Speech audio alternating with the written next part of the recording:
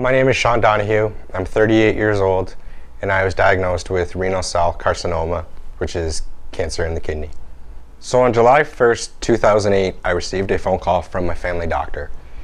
He needed to see me right away. Being a holiday, it was kind of odd to have your family doctor call you on a holiday. Prior to this, I had been going through a variety of tests. My health had been deteriorating for about a year and a half. I never had a family doctor. I visited the hospital on a regular basis with a variety of illnesses. Back pain, I was vomiting for no reason. I was eating healthy. I had stomach pains. I was also losing a little bit of weight, which, I left that to being 32 years old. Maybe it was my diet. Maybe it was the shift I was working on at work and I wasn't eating properly. However, once I, got in to see my family doctor, Dr. Savick, he ran some routine blood tests and checked my weight. 3 weeks later, I went back in to get the results from the blood work, and he went through and checked my weight once again and saw the actual weight loss. At that point, he ordered a routine ultrasound and chest x-ray. They ran my ultrasound, and the girl who did the ultrasound, she left the room and came back with another doctor. I wasn't too sure who this other person was, but they asked me to stay. At that point, my mom started to worry, and so did my father. It was one of the few times that my actual father started to worry. We never had a close relationship up until that point. He came down for the day of getting the results. That's when Dr. Savick dropped the bomb that my kidney was dead. They had found a 4.6 centimeter mass growing on my kidney. At that point, I was referred to Dr. Leal. And they actually got me in the very next day. So we went in to see Dr. Leal. It was a bit of a shock. I go in, he sits me down and says to me, well, we're probably going to have to remove your kidney.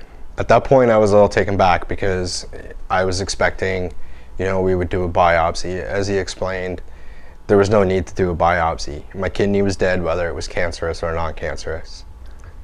Going into my surgery, there was one thing that I think scared me the most, and that would be who would raise my son. He was 3 years old at the time. He really didn't understand at the time what was happening, and I think back to when I came home. Obviously, I had staples in my stomach and area from the surgery. His fascination at the time was trains and Thomas the Train, being the age he was. And it was only a couple of years ago that he stopped, and he continued to say that I had train tracks in my stomach. I think he's the reason why I fought and went through with everything. A lot of credit to my Uncle Pete, because during the month of healing process, I wasn't allowed to lift my son. So I'm very thankful that he was there. He lived there for almost 3 weeks to a month, and I don't think I've ever actually thanked him enough for helping with Jacob during that time. It also brought me closer to my father. We never had a very close relationship when I was growing up. He had only visited a few times since my son was born. However, once he found out about all the testing, he booked the time off of work, and he came the day that I got the results, and my mom was there as well. I got to spend time with my dad for, the last few years. He passed away about 2 years ago. I think if you look for positives out of everything, and that's one thing that I try to do now, is that, look for the positives. And unfortunately, yes, I had a cancer and lost an organ. But there were some things that came out of it. One, most importantly, I survived to raise my son. And I got to know my dad a little bit more. It wasn't until last year that I actually considered myself a cancer survivor. I said it to my mom, and I said it to the girlfriend a few times, that they just took my organ.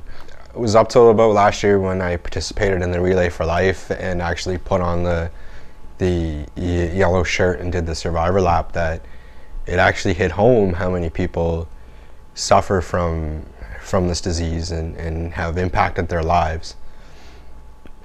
My thing to people, especially the younger generation, 28 to 32, don't ignore the symptoms. It was a wide variety of symptoms that I had. However, each one of them, pointed to one thing. It's been 5 years now, and I've been clear since. Regular checkups. There are people in my life now that are very insistent that I do get my checkups, but it's not something I take lightly anymore.